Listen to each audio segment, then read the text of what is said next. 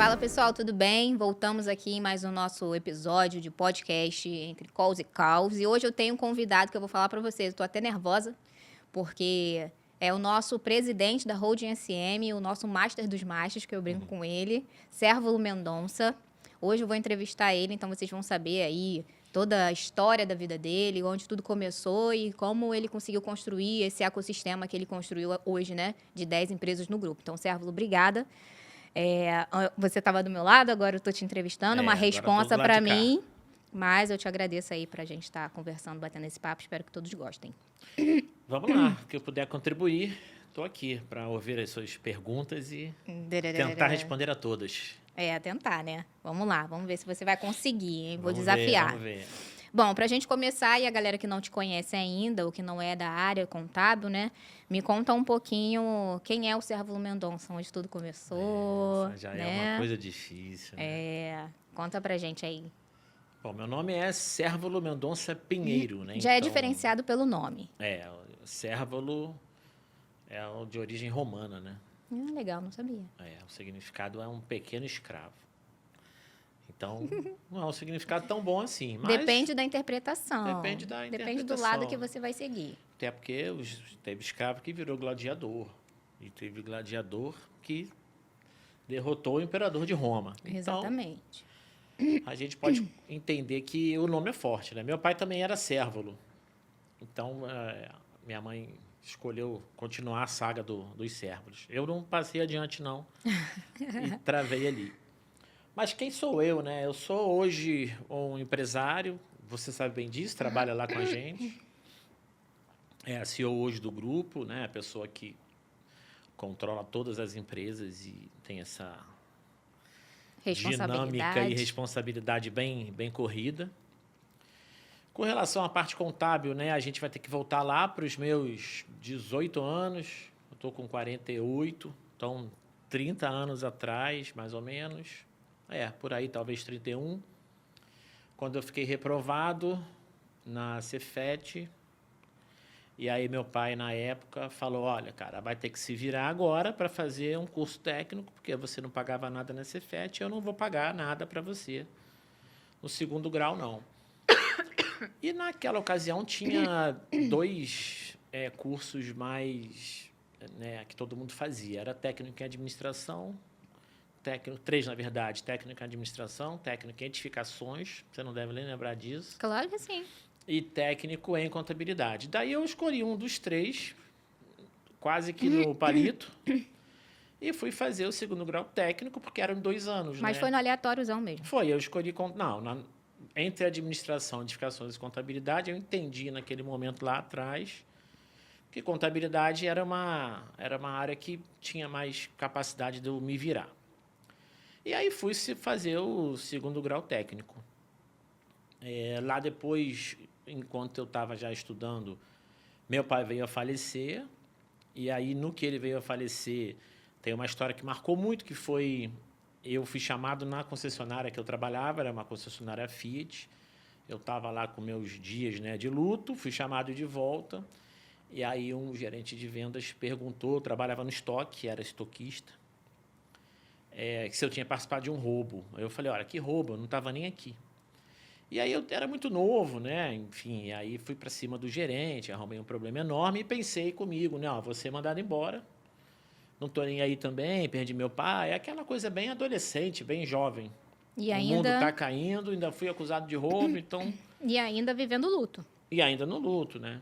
Ainda, na verdade, naquela época, eu ainda não tinha nem internalizado isso, porque foi tudo tão sequencial, né? Eu nem tinha vivido o luto, né?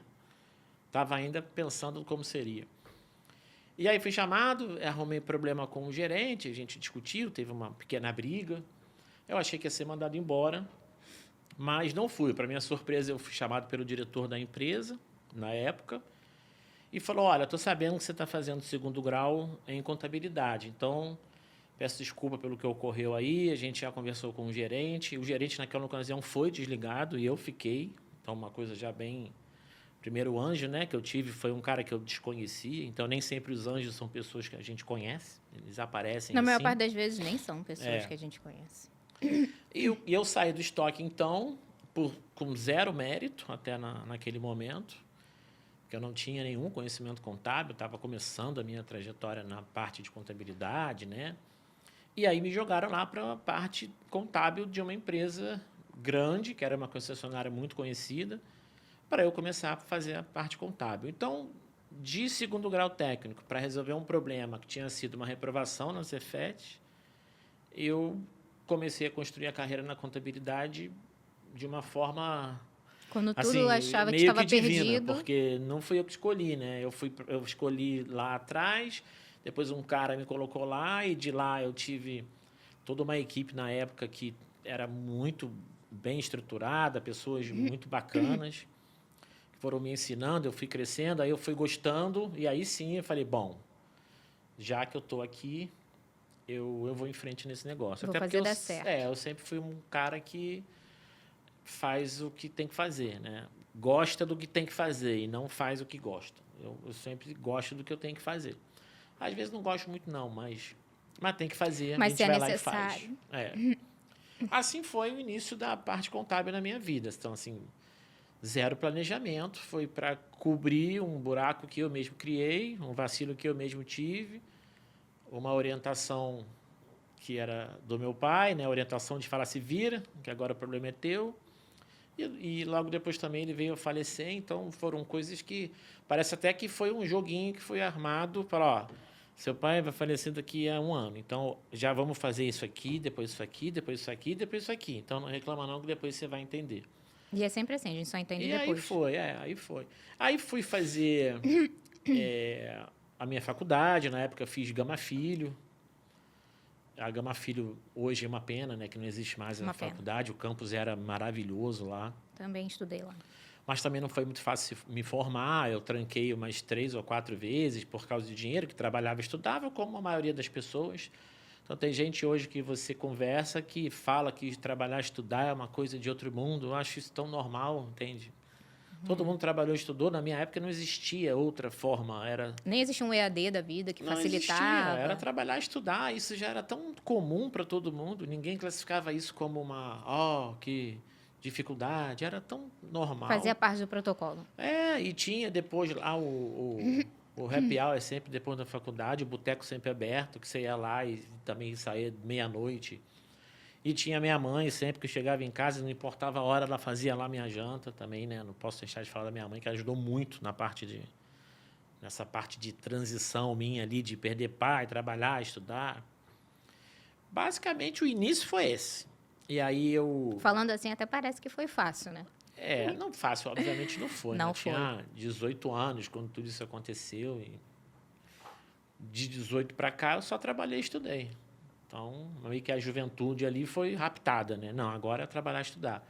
Isso não é uma mentira e também não é um problema. Para quem estiver ouvindo a gente, tem zero problema nisso. Mas você se colocou uma pressão sobre o fato de, no momento que você se perdeu seu pai, ter que agora ser o homem da casa, e aí, não, peraí, agora não tem. Porque você perdeu a sua juventude. Sim. Mas você se pressionou sobre isso por ter perdido ou foi uma coisa natural para você? Não, foi natural, não.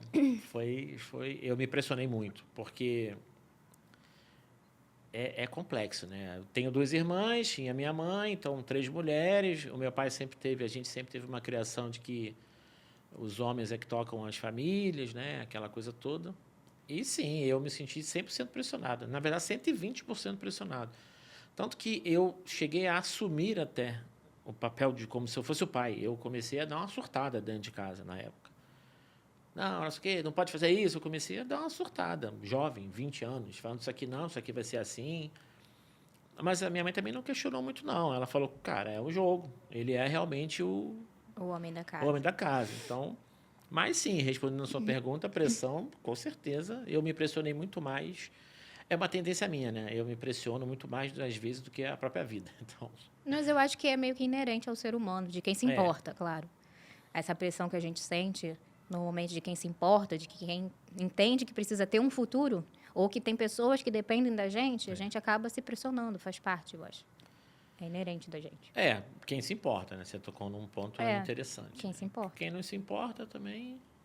Exato. Aí também o cara nem trabalha, nem estuda, ainda reclama que não tem emprego, também não tem estudo, enfim. Nesse meio tempo, você se sentiu inseguro? Inseguro? Pô, Tamires, vou te falar, não deu nem tempo para isso. É porque no início da carreira, as pessoas acham que quando a gente chega num lugar de sucesso, acha que foi desde o início tudo muito bem planejado, estruturado. Só que no início da carreira é tudo muito no modo sobrevivência, não é no modo estratégico. A gente não tem estratégia no início que a gente começa. A gente tem modo sobrevivência. Preciso trabalhar, estudar, preciso fazer dinheiro, preciso bancar quem depende de mim, preciso isso, preciso aquilo, não sei o quê. Sim. Então, fica essa questão, né?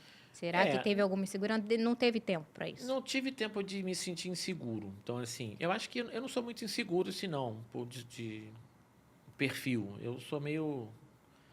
Eu arrisco muito. Então, se a gente pensar da concessionária, eu fui para uma empresa de contabilidade, da empresa de contabilidade eu fui para uma indústria de massas, da indústria de massas eu fui para uma empresa de contabilidade francesa, da empresa francesa eu abri o primeiro negócio. Isso tudo é com zero intervenção de alguém. Porque quem poderia ser o cara que ia dizer vai ou não vai, acelera ou desacelera, já tinha ido, que era meu pai. E minha mãe é dona de casa, sem demérito nenhum, sempre foi dona de casa, e até hoje, muito comum da época, inclusive. Muito comum. Não mais hoje, mas muito comum da época que eu vivi. Então, ela não tinha a pegada negócio, business, rua, né? Essa selva que a gente vive, porque é uma selvazinha todo dia. Então, eu vou te dizer sinceramente, insegurança não era muito a minha praia, não. Eu tinha raiva. E aí, vou te dizer que esse era o sentimento que eu tinha. Tinha raiva de ter que andar de ônibus. Tinha raiva, eu me sentia mal. Tanto que quando meu pai faleceu, eu com 18 anos, a gente tinha um Jeep, um Jeepinho azul, um Jeep Willys, 1967, que era um horror para dirigir, mas eu decidi que a partir dali eu não ia mais andar de ônibus. Então, tem muita gente hoje que não quer andar de ônibus, mas anda de ônibus porque quer comprar um carro lindo já. É porque aí quer planejar, eu vou juntar aqui, vou juntar ali e tal. O melhor planejamento para é a execução, encontrar o momento perfeito, mas não existe momento perfeito, né? Não, nunca vai existir. E naquela época, o melhor planejamento meu era a execução. Então, eu já tinha um carro, não era o carro que eu queria, mas o meu objetivo era não andar de ônibus, não era ter o carro que eu queria. Então, o carro que eu tinha era suficiente para o meu objetivo, que era não andar de ônibus. Uhum. Não importasse o carro. Não importasse o carro, eu não estava nem aí para o carro. E o engraçado é que aí você estava com o carro, aí eu pintei o carro, aí dei um trato, ficou um jipinho que todo mundo queria depois. Aí, detalhe, né? Você fica pensando, não, esse Jeep aqui é trabalhoso, porque é ruim de dirigir, ruim de tudo. Não anda, só tinha 3 marchas, vazava combustível, vazava óleo. Para ligar, você tinha que botar gasolina no carburador. Você fala, carburador hoje ninguém nem sabe o que é. Uhum. Mas aí depois eu dava carona para as pessoas. Ah, que interessante, né? Então, o carro que ninguém quer usar, que ninguém quer dirigir, mas carona as pessoas querem. Então, ali eu fui aprendendo que a vida não necessariamente é o que você quer, é o que você executa. E é você com você mesmo, né? Você executa e você cria o teu... As pessoas falam muito de planejamento. O planejamento é o que você espera de um futuro que você planta. Então, não, o que eu espero de uma coisa que eu estou fazendo hoje? Que ela seja sequenciada no futuro. Mas você continua plantando. A gente até hoje viu cedo um videozinho lá do Maluco do Barçal, porque ele é maluco. É um cara que eu respeito, mas ele fala algumas coisas. Tem vídeos excelentes dele e tem outros que ele não pensou para falar. Mas esse que a gente comentou era um vídeo excelente, né? Um vídeo excelente. De falar, cara, você planta. Ah, mas não tá tão bom. Tá bom, é no tempo planta. de Deus, mas aí você tá colocando não Deus... né? E vamos combinar, eu sou cristão, me considero cristão, embora eu seja kardecista. Mas me considero cristão, né? Mas você colocar na responsabilidade de Deus as coisas que são de responsabilidade sua, isso não é ser cristão. Isso é ser um cara que... Você está delegando para terceiros a responsabilidade está delegando para o terceiro mais poderoso que existe. Ou seja, se Deus não quiser, não vai acontecer. Se Deus quiser, vai acontecer. Deus sempre quer. Mas a questão é o que você faz para que você colha, né? Então, planejamento é isso. É olhar e falar, cara, o que eu tenho que fazer? É propósito, né? Você constrói um propósito e vai plantar para chegar lá. Sim, onde você quer chegar. Quando eu saí da empresa francesa, que foi o maior risco de todos, pensando assim, Mas foi porque eu decidi que não ia ser funcionário, não ia ser colaborador. Mas isso é uma decisão minha.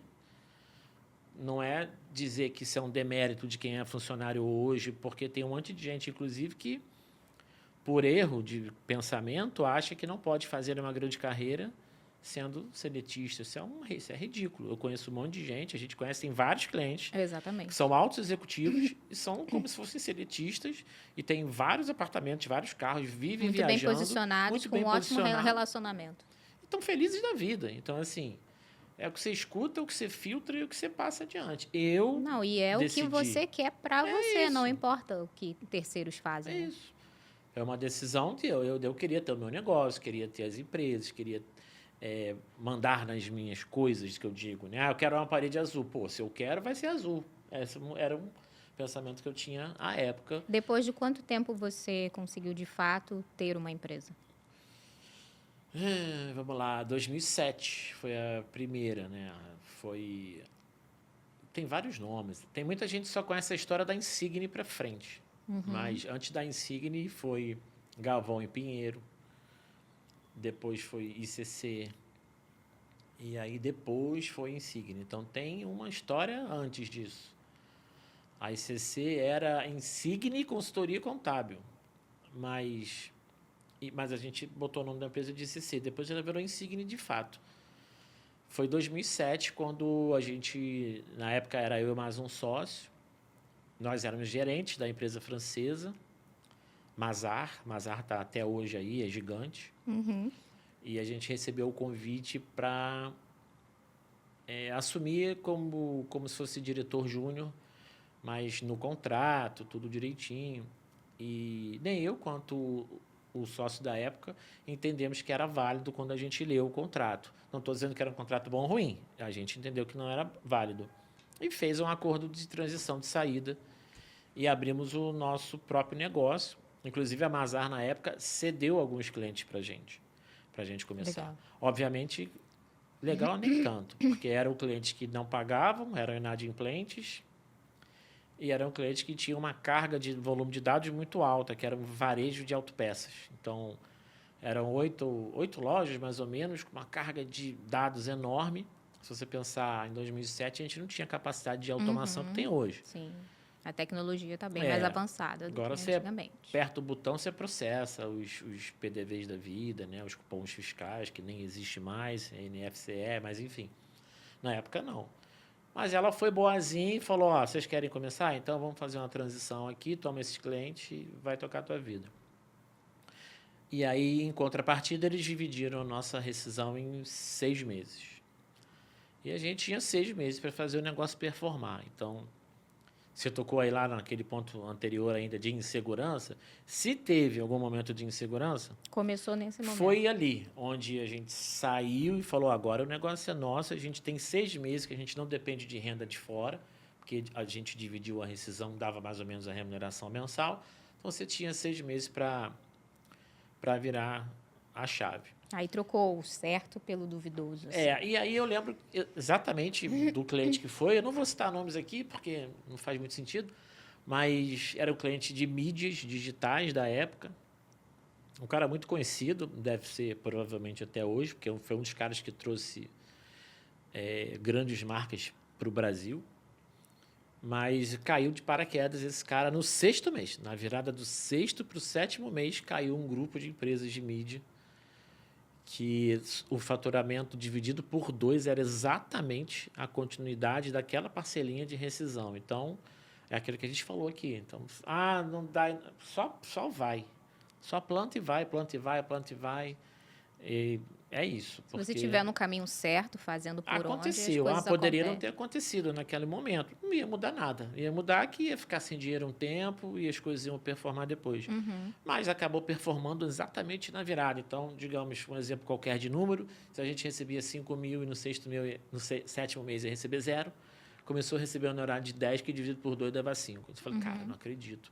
Aí, né, aquelas coisas do nosso íntimo, de falar, não, tá vendo? A gente fez a coisa certa. Aí sim, Tamir, você pode pensar, pô, o Papai do Céu está ajudando, que aí você fala, pô, isso aqui é o dedo de Deus. Porque foi na virada, ele foi no limite para saber se a gente aguentava. Ele falou, se aguentar até lá, eu dou Vocês uma vão ter um graça aí. presentinho. Vão ter um presentinho, mas aguenta. Nesse meio tempo, você fez algumas formações, né? Tem formação técnica em contabilidade, mestrado em contabilidade, pós em contabilidade compliance, e acabou de se formar aí na pós em A perícia perícia, foi agora, aos 48 do os segundo 48 tempo. do segundo tempo. E aí, com toda essa base, você acredita que como que essa base toda pode ter te moldado para o mundo dos negócios? É para falar a verdade? Para ser sincero, aqui a gente está falando de bastidores do mundo empresarial. É. Calls e caos. Eu vou te dizer assim, as pessoas que eu convivi na faculdade, no mestrado, na pós-graduação, foram os diferenciais da carreira. Não necessariamente O conteúdo. as matérias, as disciplinas. Então, você estar no jogo é você estar abraçando as possibilidades que fazer uma pós te proporciona. Por isso que o EAD hoje te proporciona... Ele atrasa um pouco essa relação de ele te networking, né? proporciona exatamente aquilo que eu estou dizendo para vocês que eu não tive. A disciplina foi...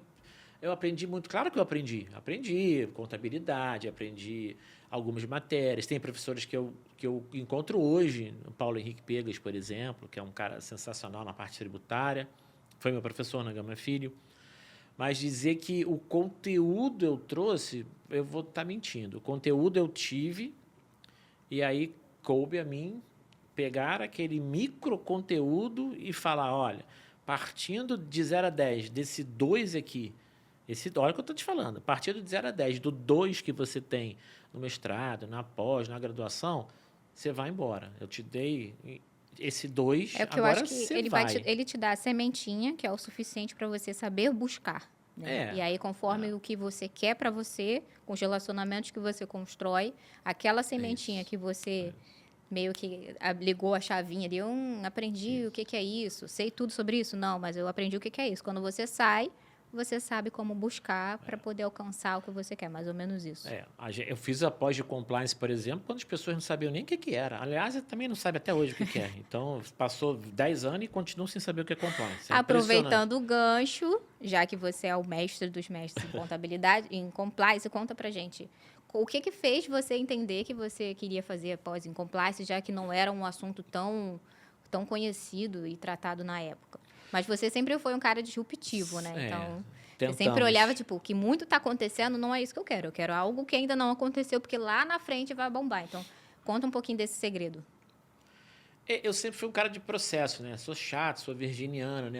Sou metódico, sou observador. Então, se eu sair de um lugar e meu celular estiver assim, eu voltar e ele estiver assim, eu pergunto quem mexeu no meu celular, porque eu sei que ele não estava assim. Total, gente. Então, a memória fotográfica absurda. Então, eu sempre fui assim, processo, observador, virginiano, criterioso, metódico. Aí tem gente que fala que é perfeccionismo e tem gente que fala que é toque, né? Essa história do toque eu até brinco, né? Eu tenho o toque de ser organizado ou é a pessoa que tem o toque de ser desorganizada? Depende do ponto de vista. Depende do ponto de vista. Eu também acho que ela tem toque quando ela não consegue arrumar nada. São questões de perspectiva. Fala, você tem toque, você deixa tudo fora do lugar. Aí a pessoa me escuta e fala, você não tinha pensado nisso. Para mim também é toque. Mas voltando à área de compliance, lá atrás eu queria entender mais sobre processo, procedimento. E aí eu descobri que existia o COSO, né? Que toda a parte de processo está alicerçada no COSO. E se você fosse se debruçar o COSO, você enviesaria o conhecimento da compliance. Então, eu fiz a pós de compliance e controles internos. Na verdade, na época, eu entrei para saber de controles internos. Mas após era compliance e controles internos. E aí a gente pega o gancho de novo. Você está no jogo. O compliance eu descobri lá.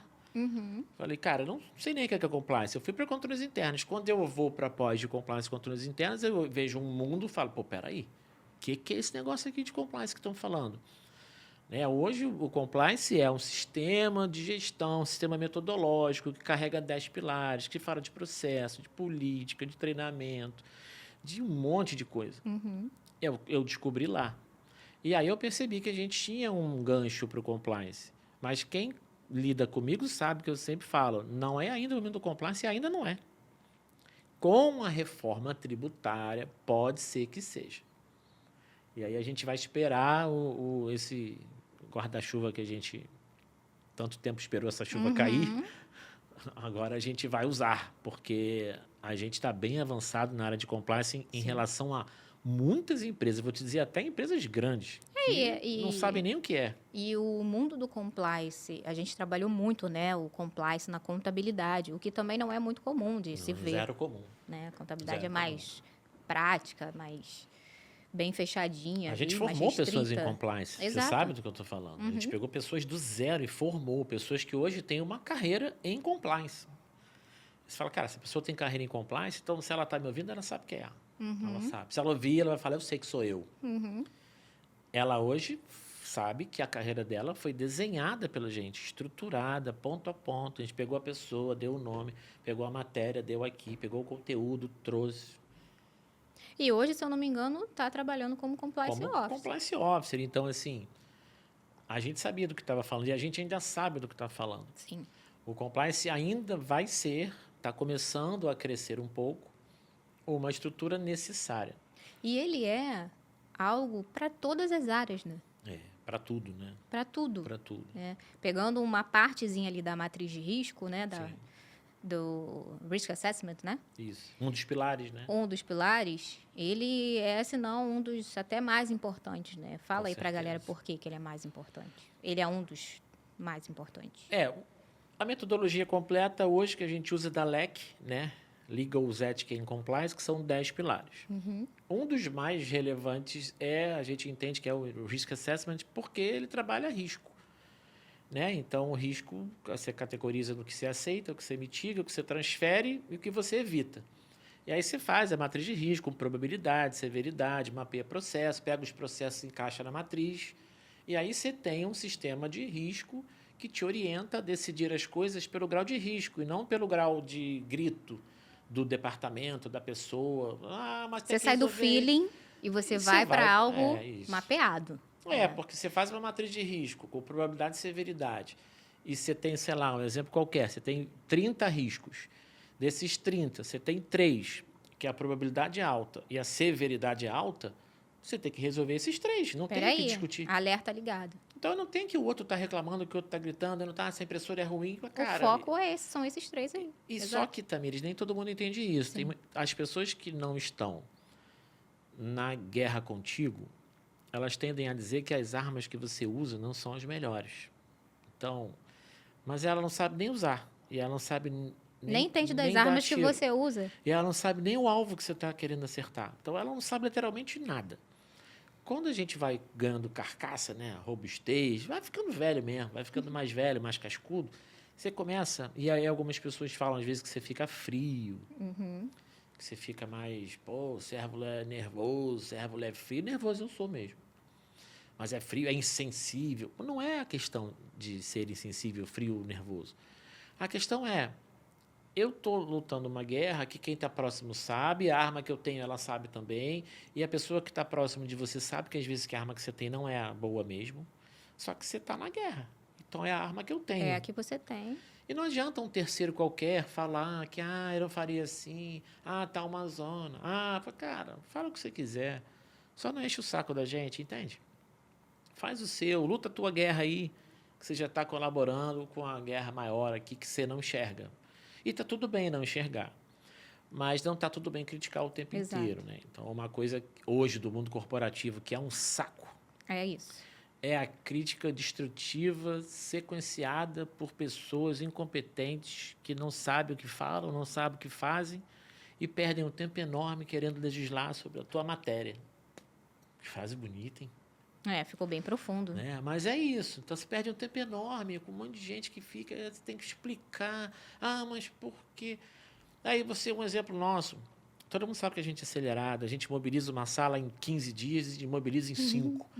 E isso é uma verdade da gente numa curva histórica. Quem vive Todo com mundo a que gente... já passou pela gente sabe disso. Que a gente acelera, constrói, mobiliza e depois observa e fala, opa, desmobiliza, recua, restringe. Mas isso é um ponto interessante de mencionar, porque ainda que a gente acelere, mobilize, desmobilize, as pessoas acham que a gente faz as coisas sem pensar nos riscos, né? E aí, puxando o gancho para o risco de novo, a gente sabe quais são os riscos de fazer aquilo, de tirar Certeza. aquilo, de qualquer movimentação que a gente faça, ainda que seja muito acelerado, está sempre mapeado, tem sempre o risco ali. Se acontecer isso, vamos fazer, mas se acontecer isso, a gente já sabe que vai ter isso e Isso isso, aí, aquilo, outras isso aí. consequências, então vamos nos preparar para isso. Tanto é, a reforma tributária está aí e a gente já está se preparando para esse cenário, já pensando nos certeza. planos A, B e C, de todos os cenários, de tudo que pode acontecer nesse meio tempo. É um jogo, né? A gente tem que fazer. Não significa que a gente acerta sempre também. Não. Até seria chato, né, se acertasse sempre. Mas até o erro, olha só que loucura, né? Até o erro que a gente comete por tentar acertar algo é um erro diferente do que eu cometeria se eu não tivesse lá na frente. Você entende isso? Então, o fato de eu ter mobilizado e desmobilizado me leva 5, 10 degraus ao cara que está no mesmo lugar. Exatamente. Não vou mobilizar, não. Não vou aumentar, não. Aí a gente vai O lá e cara aumenta. está estagnado, a gente já Isso. foi, já fez. Nesse meio tempo, sempre tem um aprendizado, Claro sempre que tem tem. uma, Claro que tem. uma nova coisa que acontece no meio do caminho que a gente fala, caramba, tá vendo? Se a gente não tivesse feito isso, isso não teria acontecido. E aí aqueles probleminhas que chegam pra gente, que a gente fica, às vezes, não sei, não vou nem usar um termo muito pejorativo. Os probleminhas que chegam das pessoas trazendo problemas que são ínfimos. Pequenininhos que fazem uma tempestade. E a Negócio gente com uma ridículo de tempestade na ser- mão, um negócio real. ridículo de ser resolvido e a pessoa traz aquilo, você olha pra tua cara, tu olha pra mim e fala, cara, sério isso? Mas isso é importante de falar, que a gente tem que ter uma boa inteligência emocional para isso. Porque é aquilo, ninguém está enxergando o nosso momento ali, né? Sim. Então, é a gente que tem que ter a inteligência de falar, não, ele não está enxergando, vamos focar aqui, deixa para lá. Porque senão a gente acaba desfocando em reclamar daquela pessoa que Sim, está sim, ali sim. usando aquele probleminha pequenininho e a gente com um problemão nas costas tendo que resolver. Então, a gente fala, não, ele não sabe, vamos resolver aqui rápido e vamos voltar para o nosso foco aqui. A gente, às vezes, até é acusado de não se comunicar direito, né? Mas imagina, a gente falou aqui várias vezes de guerra. Você está na guerra. Aí você, beleza, você faz uma carta e diz onde você vai atirar. Peraí, não faz sentido, né? Porque eu quero atirar e eu quero acertar. Para eu acertar, muitas coisas têm que ser quietas, caladas e silenciosas. Então, a gente aprende com o tempo também o que comunicar. Claro que a gente pode ser pecar. assertivo, né? A Na gente verdade. pode pecar.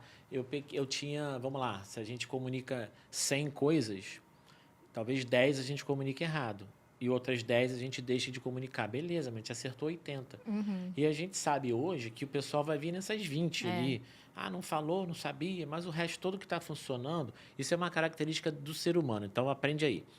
Todo mundo só reclama daquilo que dá errado. Ninguém vai te elogiar pelo que está dando certo. Não espere elogio de ninguém, porque ele não vem necessariamente. Está tudo certo também. Exatamente. Agora me diz uma coisa. Nesse meio tempo, você acha que todos esses caos, né, que você passou, né, que foram alguns, né, a perda do Alguns, pai, com certeza. se descobrindo ali dentro do universo da contabilidade, tendo que fazer várias formações porque você precisava se consolidar no mercado. Então, isso faz parte do processo de todo mundo estar querendo construir uma carreira. Você acha que todo esse processo te deixou mais duro ou mais estratégico? Ou os dois? Eu acho que não estratégico com certeza. Não, isso não tenho inquestionável, dúvidas. mas eu não sei se a palavra duro é a melhor. Acho que me deixou seco, sabe? Seco. Às vezes você está sem emoção. Eu já disse para você uma vez É isso. isso, sem sentimento. É. Isso não é que você é um cara ruim, é que para algumas tendências do mundo corporativo, a emoção não é boa mesmo. Ela atrapalha um pouquinho. Então, você tem que aprender a só fazer o que tem que ser feito. E é isso. Mas, puxa, não sei o quê. A gente, no tempo que você está com a gente, quantas decisões a gente tomou baseadas em emoção por alguns seres ali que estavam conosco, que a gente, 5 minutos depois, falou, cara, a gente sabia que esse negócio ia dar errado. A gente conversou sobre a possibilidade de fazer o que tinha que fazer. E aí cedemos por uma questão emocional e tomamos na cara de novo. Exato. Aí você vai aprendendo. Então, a questão não é ser duro. A questão é, você aprende, você recepciona, você filtra, você vai treinando pessoas que estão ao teu redor. Então, hoje, você trabalha como CEO, A gente tem as meninas da business como advogadas, a gente tem Raquel e João ali como head de operação. São pessoas que foram crescendo contigo e que, querendo ou não, você percebe que vão fazendo muitas coisas que você foi desenhando. Uhum. E aí você tem condição de ser mais seco, porque você está passando a emoção para o nível deles, para quem está porque eles também chegando. têm que aprender a ser secos. Exatamente. E aí, quando você vai descentralizando e saindo da operação, como é a tendência que a gente está fazendo, né? E nesse ano, tipo, de vez, eu vou para o conselho, de fato, você está lá assumindo a holding como se eu, inclusive, de fato, é de direito, né? Que até então você não participava lá com as cotas, agora participa. Tem a figura da diretoria organizacional. Então, assim, é estratégico com certeza, de novo, mas não sei se a palavra é duro. A Mais palavra racional. é seco. Seco. É racional, Mais também, racional. menos emotivo, Isso, entendeu? Isso Menos eu sorriso. aprendi também. Eu era mais emotiva. Aí no outro dia o servo perguntou: o que que houve? Não sei o que, eu tô sem emoção hoje. Pois é, pois é. Mas é porque a gente vai criando carcaça. E aí a gente começa a perceber que a emoção, o sentimento ali, ela acaba maquiando a tomada de decisão assertiva. Então, você deixa o que você sente de lado e só vê o que precisa ser feito. Qual é a decisão que tem que ser feita naquele momento. A gente já teve fase de planejar 5 anos. E aí entendemos que 5 anos tira o nosso sossego, tira o nosso poder de raciocínio, porque você projeta muita coisa e 2 vírgulas muda tudo. Então, agora, né, a gente sentou e falou, vamos em 3 anos. Mas sentamos de novo e falamos, vamos em 2 anos. 2 anos. Porque 2 anos está no alcance do meu braço. A partir de 2 anos, claro que você sempre renova, né? É sempre 2 anos. Isso. Não é eu vou planejar 2 anos e daqui a 2 anos eu planejo os outros 2. Não, é sempre 2. É sempre acompanhando, fazendo follow-up e seguindo. Mas no momento que a gente virou a chave, tirar dos 5 e botar para 2, a gente criou um negócio mais realista. Porque 5 no Brasil... no cenário econômico que a gente está vivendo, como que eu vou... Pô, e a gente tem clientes de ticket alto, né? E aí sai um cliente de ticket alto, muda toda a estrutura. Em 2 segundos. E da mesma forma entra um cliente de ticket alto, Mesma o teu sono volta. E aí, mas é a vida de empreender também. Tá Essa é a vida do empresário, exatamente. Agora me diz uma coisa, qual é a linha mais perigosa nesse controle aí? Qual é a linha mais perigosa entre controle que protege e burocracia que trava? A linha mais perigosa? Controle que protege e burocracia que trava. A gente está falando muito até de governança agora, ultimamente, né? Sim. Que tem sido mais do que necessário, não só na Hold, mas em todas as empresas. E aí depois eu queria até que você falasse um pouquinho sobre isso também, que eu acho que é um tema relevante. Mas a gente já teve gente até falando que você não me dá autonomia. Aí o controle trava. Porque se a gente controlar muito, a gente trava a pessoa. Mas se a gente deixar muita burocracia, um processo muito ajustado, não sei o quê, não sei. O que você pensa em relação a isso? Eu acho que a gente... Ou é o meio termo? Não, acho que não é meio termo, não, Tamires. Acho que o controle é necessário, mesmo que ele crie uma burocracia que trave. Se você estiver controlando algo cuja burocracia travou alguma coisa, é categoricamente a tua resposta de que aquilo tinha que ser controlado. Se eu controlei e travou, ou seja, ainda bem que eu controlei, porque agora eu vou descobrir tudo. Então, se você cria o controle e alguém reclama muito desse controle, tá me travando, pô, então peraí, meu amigo, alguma coisa errada tem aí. Porque, na verdade, ele tem que proteger. Ele tem que te proteger. Ele é o gerador dos dados. É isso aí. Tem que proteger, tem que informar, tem que qualificar, tem que gerar dado, informação. Não é para travar. Se travou, ou você criou, você que eu digo na terceira pessoa, né? Ou alguém criou o próprio controle, e aí ela é uma mini empresa dentro da sua empresa, por isso que ela se irrita quando você tenta controlar, Porque ela já tem a mini empresa dela funcionando, a sua planilha, o seu controle ou a falta de controle. E isso é muito importante mesmo. As pessoas vão criando uns subprocessos, né? Totais. Dentro dos processos. Aí quando a gente vai pegar para olhar, eu falei, ué, mas o processo não é esse. Aí um processo. Aí tu pega o segundo, que já é outro subprocesso. Então, realmente, se você não tiver ali uma organização, um Com controle, que não é para travar, é para proteger dessa galera que cria subprocessos. A gente está em vias de iniciar os KPIs da gente, né? E a gente viu revisão dos KPIs como falta estrutura da galera que opera, porque até na feitura do KPI se fala o que essa pessoa quer com essa informação. Essa informação não serve para nada. A nossa mente é a mente mais de gestão, então a gente sabe exatamente o dado assertivo que a gente precisa para tomar uma decisão. Mas aí quando a gente pega aquele formulário preenchido... Fala, pô, é isso que ela acha que é controle, né? Ou é muita coisa, às vezes, ou nada. Então... Às vezes a burocracia é eles que criam mesmo, né? Porque hora de...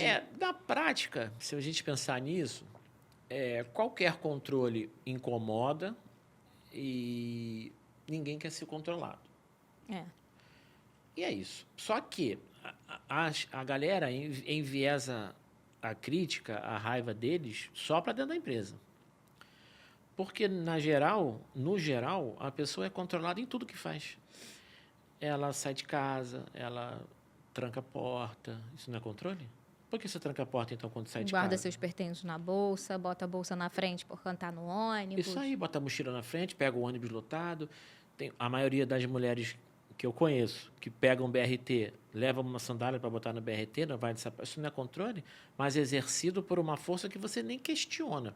E as pessoas, quando tendem a estar organizadas em sociedades menores, uma empresa é uma sociedade menor, elas tendem a manifestar a opinião. Não, para que isso, para que aquilo? Eu falei, peraí, cara, de 1000 coisas, você é controlado em 990 lá fora. Aqui mas só isso tem você não 10. fala. E você quer falar que as 10 que a gente faz para te ajudar tá errada. Vai reclamar do BRT, pô. Vai reclamar do buraco do asfalto, vai reclamar do IPVA que é alto, vai reclamar do IPTU da tua casa, vai reclamar do gato do vizinho, da luz que toda tá alta. Vai reclamar de tudo que você é controlado e que você não exerce nenhum poder. E aí, quando você está numa sociedade, em teoria, muito mais justa, que uma relação dentro de um CNPJ é muito mais justa. Você é ouvido, você escuta, você fala, você quer colocar as coisas... mas isso é um absurdo. Para. Vamos ser mais honestos com o nosso dia a dia, né? Você tem que colaborar quando você está dentro de uma organização para que ela cresça junto contigo. E não criticar a vida inteira. Você ganha o quê criticando? Se for crítica construtiva, ótimo. Isso que eu ia falar. A gente tem pessoas que criticam de forma construtiva e a crítica é bem-vinda. Faz a gente pensar, né? Porque às vezes sai, né? A gente... a crítica construtiva. Tira a gente um pouquinho ali daquela zona que a gente já está pronto, porque é a gente que faz a gestão. Quando vem uma crítica construtiva, peraí, não tinha pensado nisso, então deixa eu e a gente escuta de tudo, né? Tipo, esse quadro não ficou legal aqui, gente. Tá, por quê? Porque não ficou legal. Tá, não, a gente tira, bota o quadro aonde? Não sei. Mas então por que você quer tirar o quadro? Porque tem aquilo também, né? Se você traz uma questão, você tem que trazer uma solução atrelada a isso, né? Se você critica, então tu deu uma sugestão em relação a isso. Criticar por criticar, eu vou manter o que eu tô fazendo. Porque eu tenho um método ali que justifica, eu tenho meu mapeamento que justifica, tenho todo o meu processo que justifica. Tu recebe uma crítica sem justificar o motivo pelo qual você tem fundamentado aquela crítica, então ela vai ser jogada no lixo e a gente vai continuar seguindo a nossa vida. Na prática, você que é o homem dos negócios, que tem 10 empresas no grupo, fundou todas elas, o que você acredita que mais trava as empresas hoje? Seria a falta de lucro ou a falta de método? Lucro ou método? Vamos... Ou os dois. Pode ser os dois também. Vamos botar mais uma coisa, né? Lucro, método ou rentabilidade. Porque o lucro, né, vai ser o resultado da tua empresa. Exatamente. E a rentabilidade é quanto ela deixa de caixa. E aí o teu método tem que ser realista para o teu caixa. Se você fizer um método para o teu lucro que ele não conversa com o teu caixa, aí você não está sendo realista. Então, acho que não tem resposta única. para o que você perguntou. Eles andam juntos, É né? tudo junto. E hoje, num cenário de precificação, de tributo, de crescimento, de declínio, de um monte de coisa ao mesmo tempo, lucro, rentabilidade e método. E aí o método não é fixo. Essa é a grande X da questão. O método é 100% adaptativo às pessoas que você tem, ao caixa que você tem e à lucratividade que você tem no negócio. Tanto que você sabe bem, que você acompanha isso, a gente encerra a BU, a gente pensa em abrir outra unidade de negócio, a gente está conversando sobre uma estratégia de uma específica que a gente fez 3 cenários e falou, pô, peraí, os 3 cenários dão o mesmo valor, então por que o medo de uma terceira pessoa de perder algo em função de um cenário que é idêntico? Mas isso é muito legal, porque são os dados que nos informam isso. São dados. São os dados que nos informam. Então, eu falo muito lá com o pessoal que não adianta você me trazer só número. Número não me traz nada. O que me traz é a informação daquele número. O que esse dado está me trazendo de informação? Isso. E aí, no momento que a gente começa a usar as nossas tomadas de decisão com base nessas informações, nos cenários, e mexe o número, e aumenta, e diminui, e varia, não sei o quê, aí você vai construindo uma história. Tem uma história sobre o negócio. Essa história ela vai ser positiva ou negativa, que vai te dar a possibilidade de você tomar uma decisão. Isso. O que está muito diferente de uma tomada de decisão baseada em feeling, né? Que é o que talvez muitos empresários ainda hoje tenham esse medo, esse problema, na verdade, de tomar decisões baseadas em feeling, né? Muita gente acha, voltando ao assunto da governança, que ela é um tema para empresas grandes, né? E, na verdade, ela é um tema para todas as empresas, né? 100%. Fala um pouquinho para gente. Vamos excluir disso aquelas empresas que são personalíssimas. Então, só tem o sócio e ele é um empresário que emite nota porque ele presta serviços intelectuais ali. Aí não, governança de você para você mesmo não faz sentido. Mas se crescer um pouquinho, você já deveria pensar em governança, né? Porque governança é governabilidade. Então, como eu vou governar um negócio?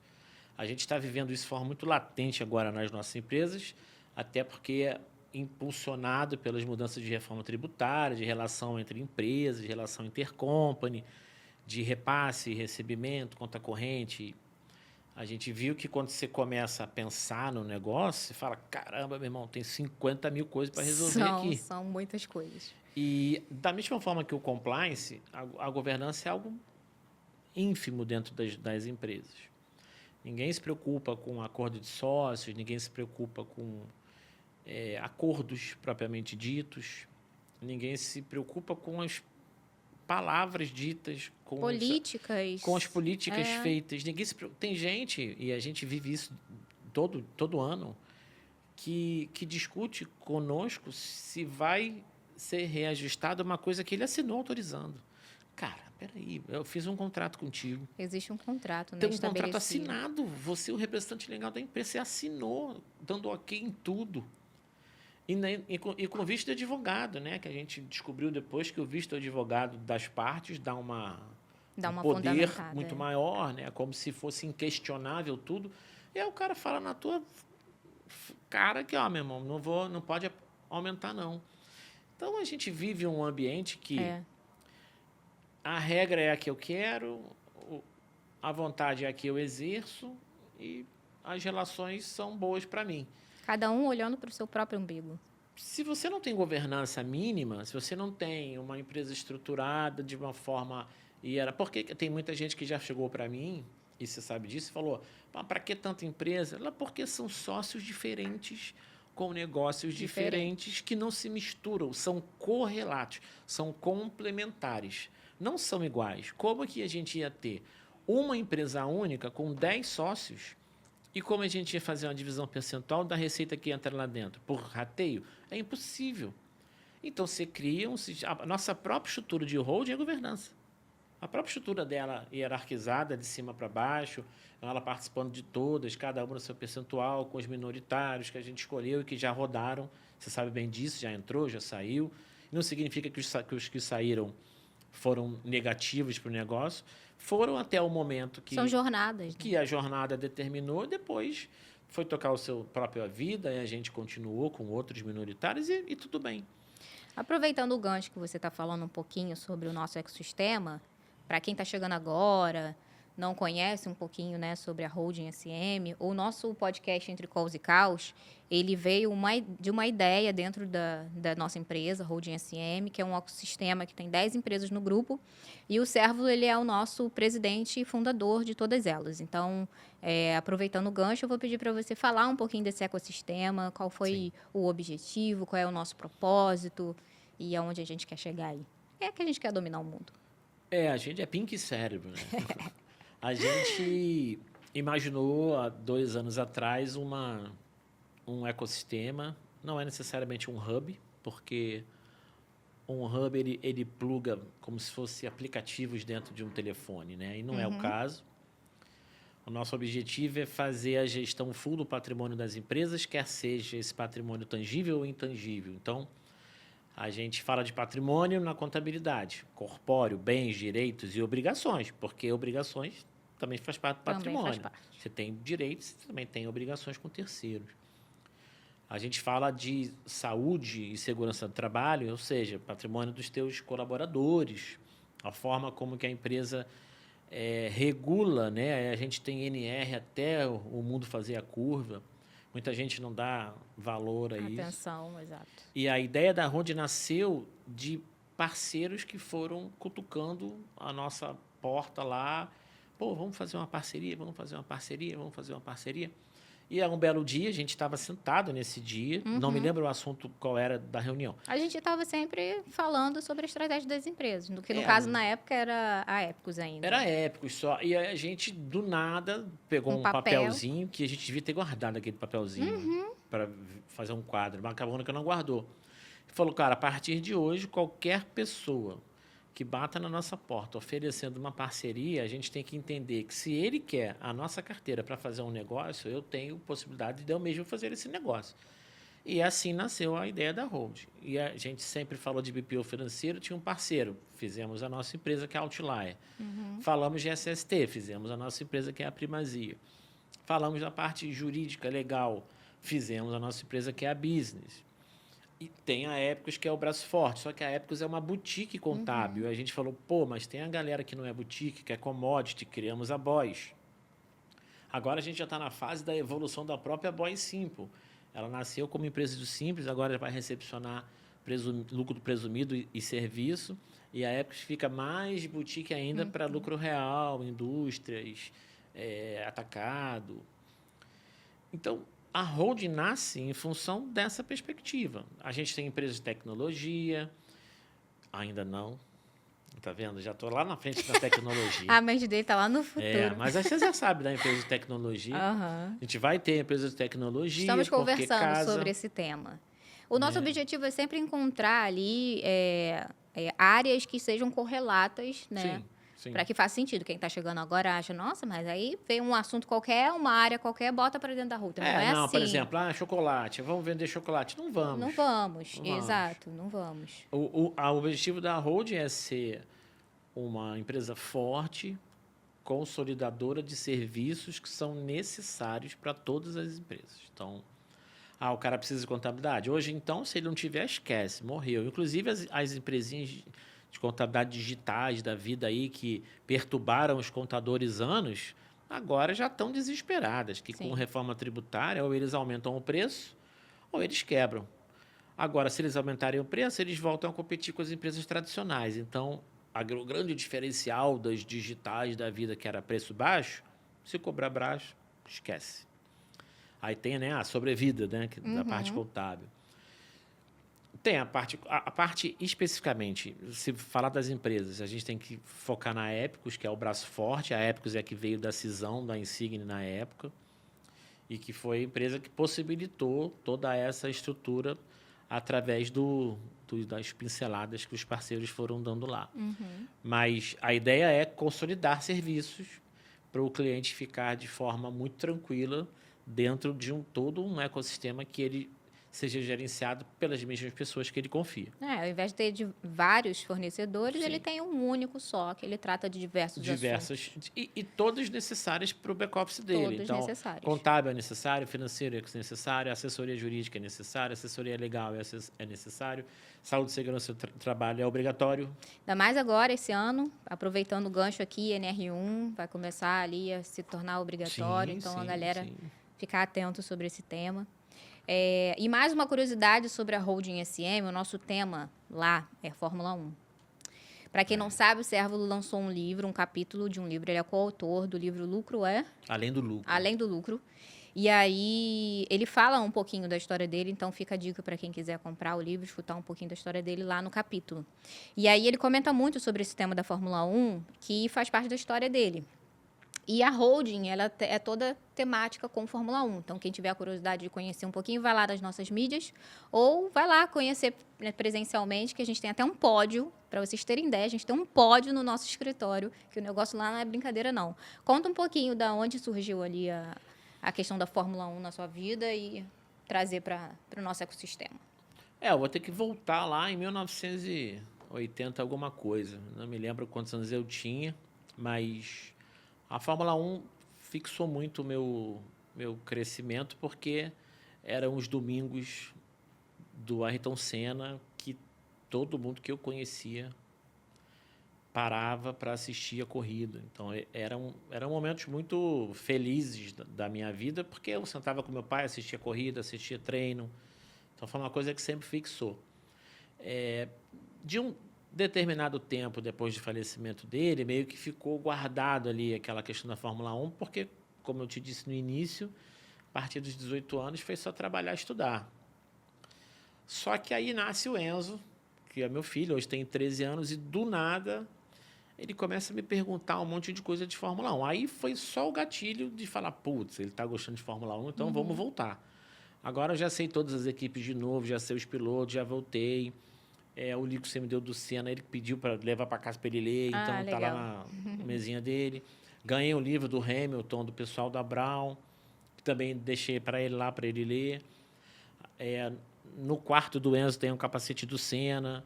É interessante, ele trouxe, sem interferência nenhuma, não teve interferência. Na Fórmula 1, assim como você. Não é uma coisa ruim nunca, porque, primeiro, é um esporte de alta performance que vincula as duas coisas de forma assim, absolutamente incrível, que é o singular do piloto. O piloto tem que ser o melhor piloto, mas ele tem que estar no melhor carro. E aí o piloto melhor no melhor carro, geralmente é imbatível. Mas a gente assistiu, por exemplo, na temporada de 2025... que os melhores carros não estavam com os melhores pilotos e um melhor piloto quase levou o campeonato sem ter o melhor carro. E aí você vê que, ainda que as equipes sejam fantásticas, ser o melhor piloto ainda é algo que ninguém consegue combater. Essa temática de performance tem tudo a ver com o universo empresarial, né? Então, a gente trata esse tema lá na empresa não só para deixar decorado, a gente trata fielmente nas nossas ações, nas nossas avaliações de desempenho, nas atividades de RH, a gente traz todo o conceito, até as corridas de Fórmula 1, a gente trata, cada uma tem uma... Aí você pode falar melhor do que eu, cada corrida tem uma especificidade. Né? Tem pista que é mais rápida, tem pista que é menos rápida, tem pista que tem mais curva, tem pista que a ultrapassagem é mais difícil... Tem pista que o carro não precisa necessariamente ser rápido, mas ele tem que ter melhor aerodinâmica. Então, quando você pega toda a estrutura da Fórmula 1 e vincula um ambiente organizacional, você tem tudo que você precisa. Você tem tudo. Você consegue performar, você também conversa com o time, não é hora de acelerar, porque é hora de frear. Tem que prestar atenção na curva. Até a hora de conversar, a gente consegue conversar até melhor, né? Porque vai fazendo os links e talvez dentro da nossa narrativa de gestão ficasse um pouco confuso o colaborador tentando entender o que a gente estava querendo passar. Mas a gente fazendo analogias com o universo da Fórmula 1, não tem dificuldade. Não tem, fica muito fácil. Não tem dificuldade fácil, de entender. E coincidência ou não, a gente não via muita gente falando de Fórmula 1, não. Aí, do nada, um monte de gente começou a falar de Fórmula 1, né? Não sei por quê, mas é aquilo, né? Você é mais visto do que o que você imagina. Às vezes você acha que ninguém está te observando, tem um monte de gente ali com a lupa em cima de você para ver o que você faz. Porque vamos combinar que não foi coincidência, né? Do nada, eu vou lá, a gente fala da estrutura, do clima, dá 3 semanas, tem 10 pessoas falando de Fórmula 1, as 10 estavam lá. Não é possível exato. que isso seja Mas tá efetivamente bom, coincidência. Mas que bom, a né? gente está aqui para inspirar e quem quiser ser inspirado pela gente, a gente promete que vai fazer muito mais para vocês se inspirarem cada vez mais. A gente está chegando ao final e eu vou pedir para você falar um pouquinho aqui. Se você pudesse voltar há 30 anos atrás e sentar ali na sua mesinha lá do começo, o que você diria para você? 30 anos atrás foi basicamente o ano do falecimento do meu pai, né? Aí, o que eu vou falar? Eu falaria para mim para aproveitar mais o pai, entendeu? Aproveitar mais os pais. Porque o tempo passa, as coisas são sequenciadas, a gente Dê valor, né? a gente é muito bobão no início, mas eu acho que também é sequência de vida, né? A gente é muito infantil mesmo, né? Eu tinha 17 para 18 quando meu pai faleceu e tinha uma vida muito boa. Posso reclamar de nada. A gente passou os nossos perrengues lá, mas, tipo, zero de reclamação. Mas talvez eu não tenha sido o parceiro que ele merecesse, saca? Hoje eu sei que ele enfrentou algumas lutas ali que ele guardava para ele. E ele dava as dicas ali para mim, ele dava umas deixas, né? As deixas, entendeu? Então, eu reclamava muito de tudo que ele fazia. Mas tinha coisa que ele não estava reclamando. Ele queria que eu chegasse junto ali e, de repente, falasse, pô, vamos, o que a gente tem que fazer? Mas eu não tive essa... maturidade na época. Não tive essa maturidade, não tive essa iniciativa também, né? Talvez tenha faltado ali uma outra pessoa, né? Um outro mentor que não fosse ele. Quem tivesse de fora e falar, olha... Fala, cara, vai ali e tal, porque a vida cobra, né, Tamiris? A vida cobra de um jeito que você não tem como pagar depois.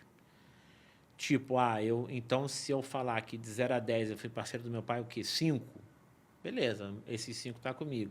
Talvez na cabeça dele eu tenha sido 10. Mas na minha cabeça, hoje, com a cabeça que eu tenho, de 0 a 10 eu fui 5. E aí, se eu pudesse voltar, eu teria sido 11. E vou te dizer, se eu tivesse aproveitado toda a bagagem que ele tinha para passar... E ele tinha uma baita de uma bagagem.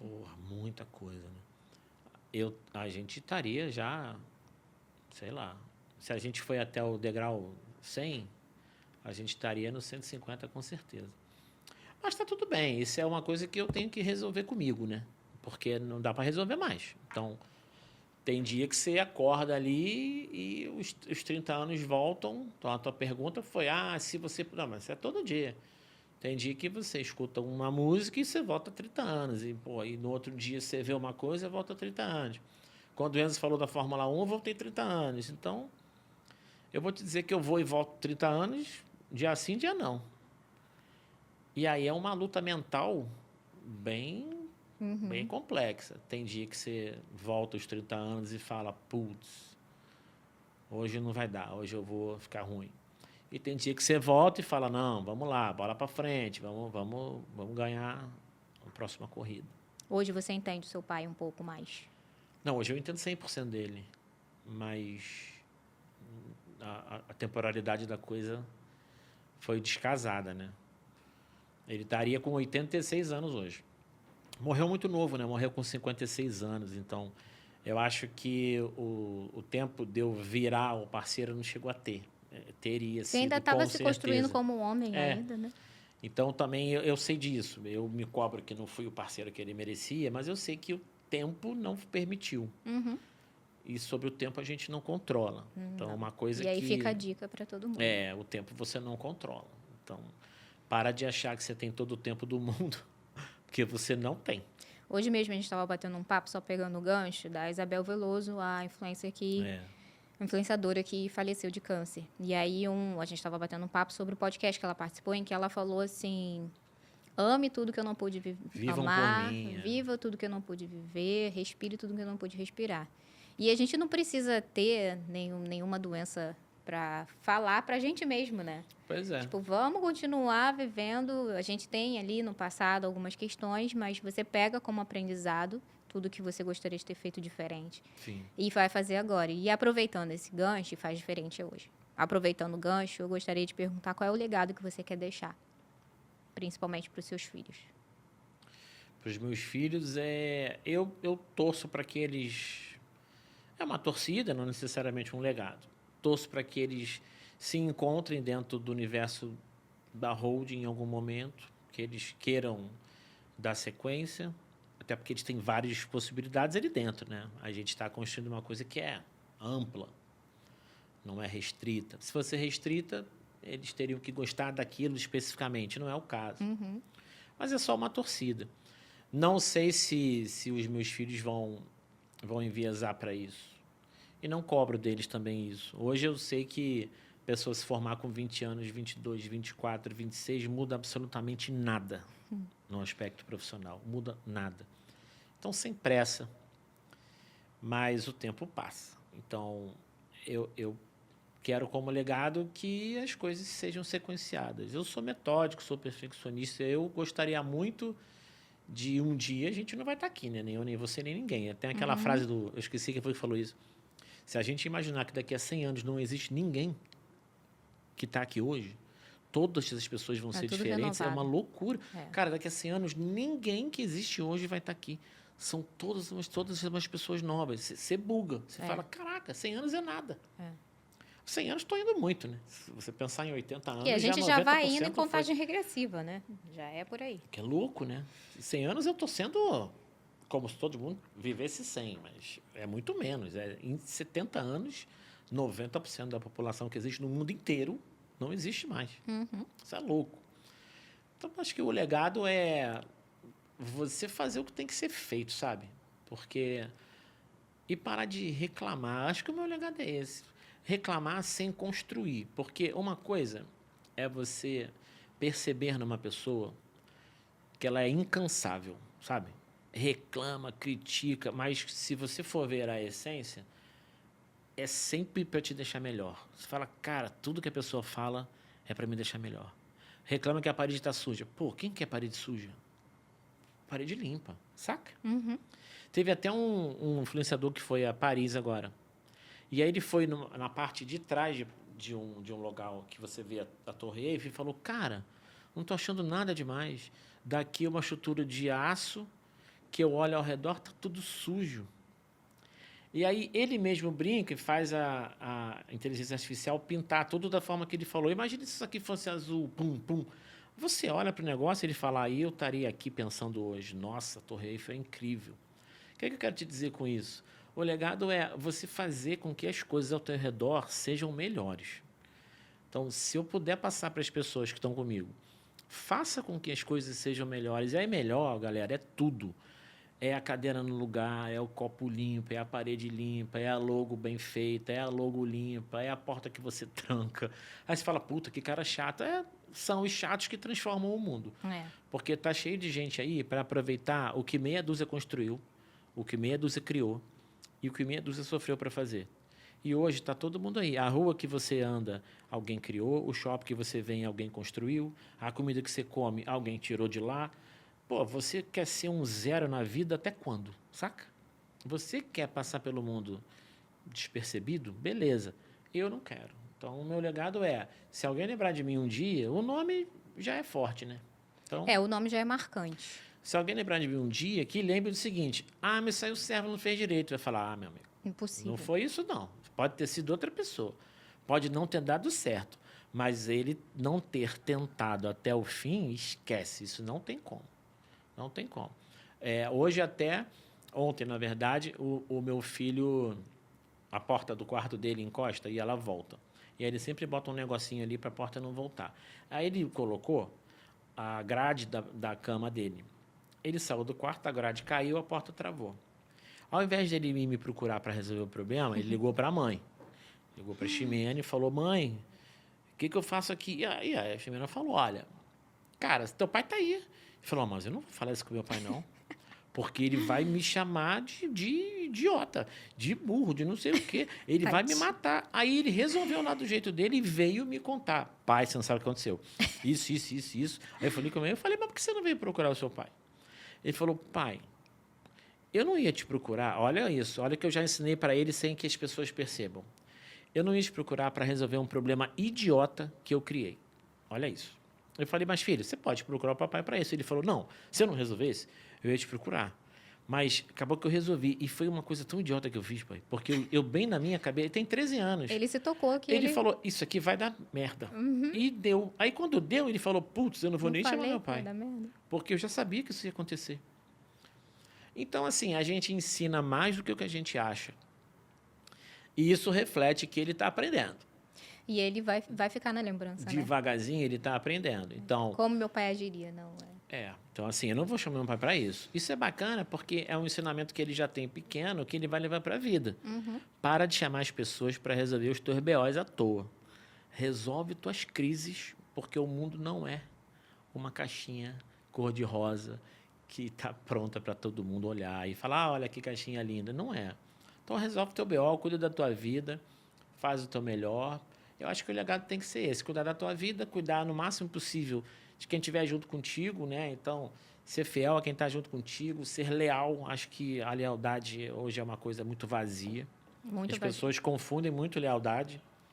Lealdade das pessoas de hoje é achar que você tem que ser leal independente do que elas façam com você. Não é. Então, assim, a gente é leal até o ponto que você entende que a lealdade prevalece. Então, é isso. Legado, lealdade, fidelidade, fazer o que tem que ser feito, fazer o melhor que você tem que fazer e parar de mimimi, né? Porque tá brabo. Ah, mas o ônibus, não... É que nem aqui. A gente veio aqui hoje e as luzes apagaram, lembra? Antes da gente começar o nosso podcast. Deu um pico de luz no shopping, o shopping apagou e tal. Aí ele veio aqui, olhou, vamos começar, mas ainda não, porque tem 2 luzes que não acenderam. Para a gente, elas são indiferentes, porque a gente nem tinha percebido que tinha luz.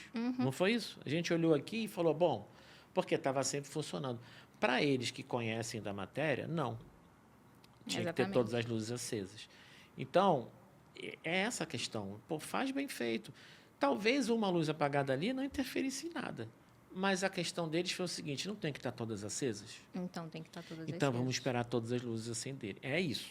Então, esse é o legado. Fazer o que tem que ser feito da melhor forma possível e não esperar muita mágica, não, porque, no final das contas, é tiro, porrada e bomba mesmo. É o controle que protege, né? É isso. Então, gente, eu espero que vocês tenham gostado. Foi bastante inspirador. A história do Cérvulo é muito legal, muito bacana. Ele construiu muito ao longo do tempo. É um cara super estrategista. E eu queria que vocês conhecessem ele um pouquinho mais. Daria pra gente ficar 50 horas aqui, porque isso não é nem metade nem 10% do que ele é capaz de mostrar para vocês de conhecimento, capacidade e tal. Mas só para vocês conhecerem um pouquinho quem é o presidente da Holding SM, o cara por trás aí de toda esse patrimônio que a gente construiu e está construindo junto, tá bom? Fica aí, espero que vocês tenham gostado e conto com vocês até o próximo episódio. Cérvulo, obrigada. Valeu, tchau. Até a próxima, talvez? Até a próxima, quem sabe, né? Mas não como host mais, né? Então, já sabe que agora estarei sozinha. Esse pepino é seu. A casa é sua. Talvez ele fique aqui como bastidor só assistindo, mas do meu lado ele não quer mais ficar, tá vendo? Não. O projeto é mais importante. Você como CEO agora, de fato, e de direito, né? Como a gente estruturou. E é isso. Vamos para cima. Valeu, galera. Tchau, pessoal.